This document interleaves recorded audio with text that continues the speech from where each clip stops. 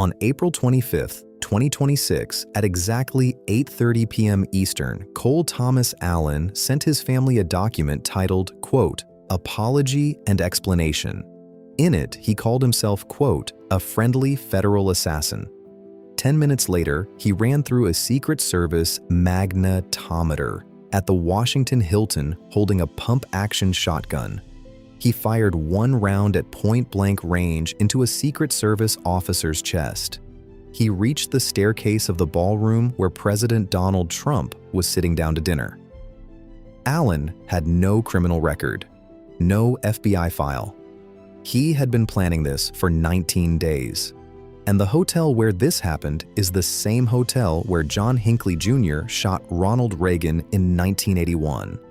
3 things you have not heard about this attempt. Allen sent a note to his family at exactly 8:30 p.m., 10 minutes before the attack. The note was titled, quote, "Apology and Explanation." In it, he called himself, quote, "a friendly federal assassin," and he listed his targets in priority order.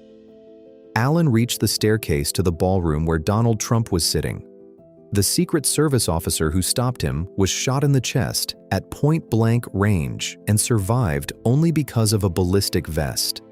And the hotel where this happened is not a random venue. It is the Hinckley Hilton, the site of the 1981 assassination attempt on Ronald Reagan. The Secret Service has operated security details there for 45 years. To understand how this happened, you need to understand 3 things: the man, the hotel, and the protocol gap. Thomas Allen is a 31-year-old engineer from Torrance, California. He graduated from Caltech in 2017 with a degree in mechanical engineering. He completed a master's in computer science from California State University, Dominguez Hills in 2025. He has worked as an engineer, a software developer, an independent game developer, and most recently as a part-time teacher. He has never been arrested.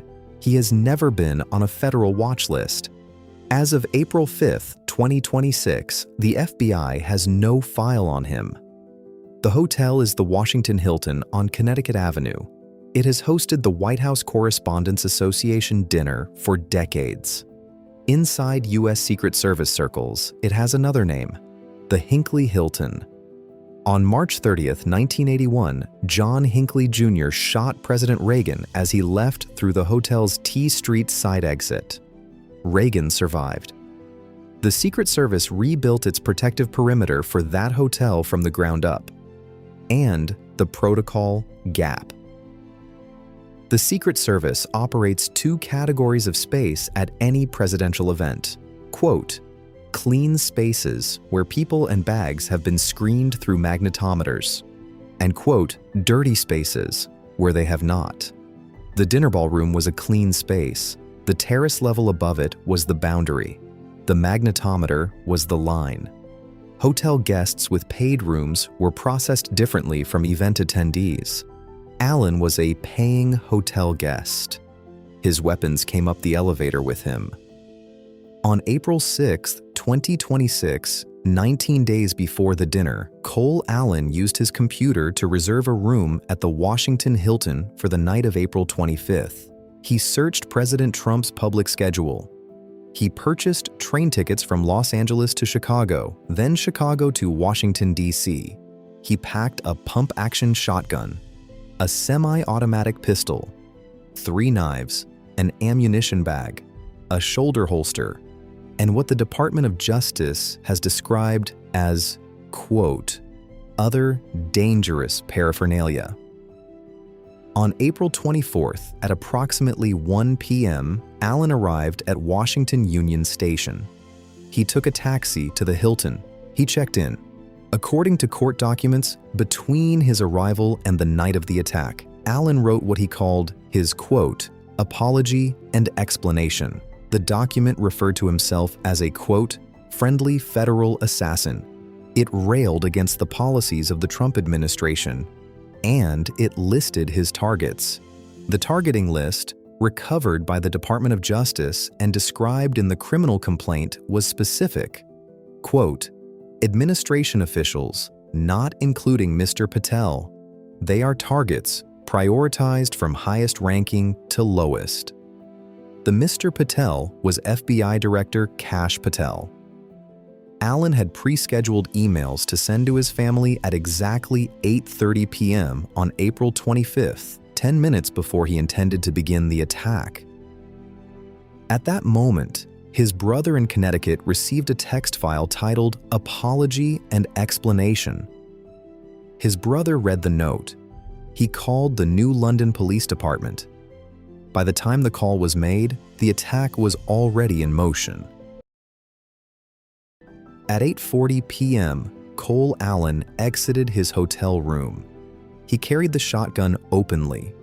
He moved to the terrace level, the boundary between the hotel's clean and dirty Secret Service spaces. At the Magnetometer checkpoint, he did not stop. He sprinted through. The Secret Service uniformed division officer at the post heard a single gunshot. The officer was hit in the chest at close range. His ballistic vest stopped the round. He drew his service weapon and fired 5 times at Allen. None of the shots hit. Allen fell. Multiple agents tackled him to the ground. They stripped away his outer clothing and secured his weapons bag, checking for additional explosive devices. Court records describe Allen reaching the staircase to the ballroom before he was stopped.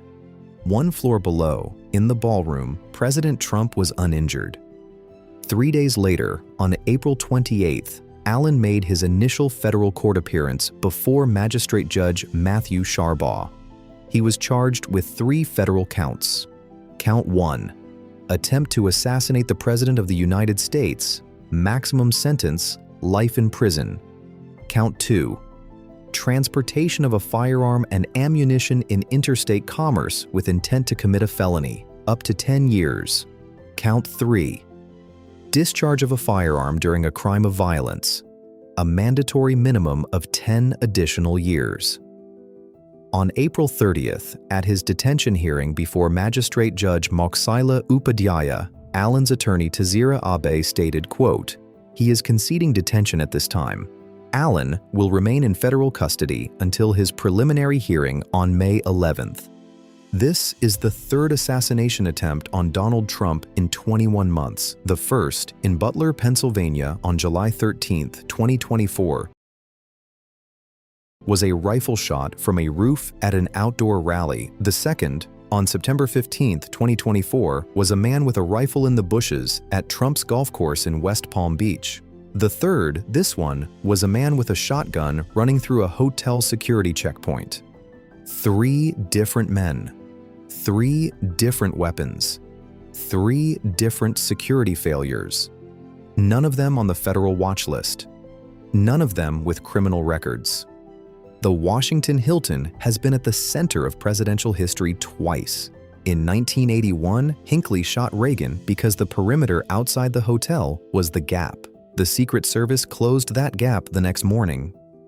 In 2026, Allen reached a Secret Service magnetometer carrying a shotgun because the protocol distinguishing hotel guests from event attendees was the gap. The Secret Service has not publicly said what they will change. Cole Allen's 19 days of premeditation produced no signal. His brother's call to the New London Police Department came too late. The Hinckley Hilton Secret Service detail did not catch a paying guest with a pump-action shotgun in his luggage. And the next attempt on Donald Trump's life will come from a man who has no criminal record either.